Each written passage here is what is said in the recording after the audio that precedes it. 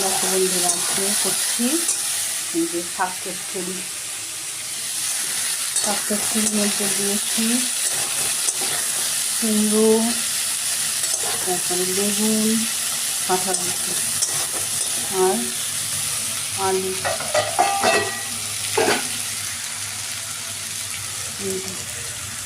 আলুটা একটু সেদ্ধ করে নিয়েছি আর বড়ি দেবো, তারপর বড়িগুলোকে ভেজে রেখেছি।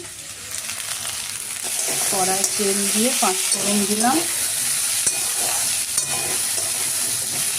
একটু ভেজে নিই। এই আলু সেদ্ধটা দিয়ে দিলাম।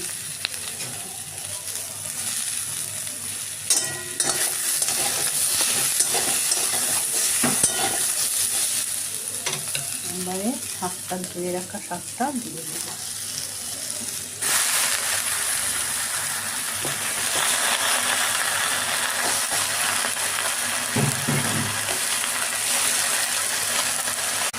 এবারে নুনটা দিয়ে দিলাম। শাক তো, শাকের নুনটা একটু বুঝে ফুজে দিতে হয়, আর শাক কমে যায়।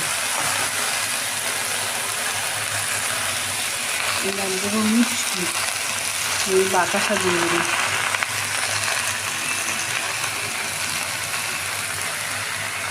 এবার হলুদ,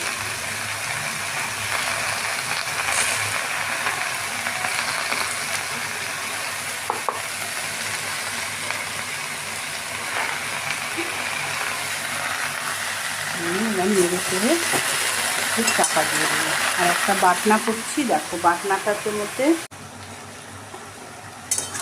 দেখো শাকটা অনেকটা কমে গেছে। এবারে দেবো সর্ষে দিয়ে লঙ্কা বাটলাম, যেটা সর্ষে বাটা দিয়ে দিলাম।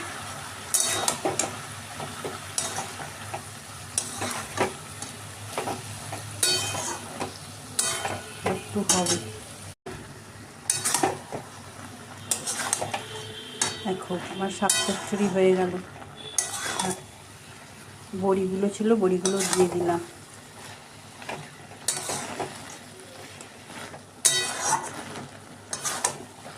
তোমরা এরম শাক চচ্চড়ি কীভাবে করো কমেন্টে জানিও। আমি তো এইভাবে করি।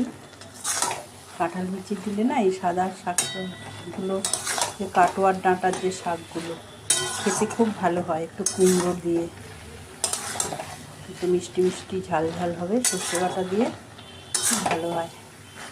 দেখো হয়ে গেল আমার শাক চচ্চড়ি।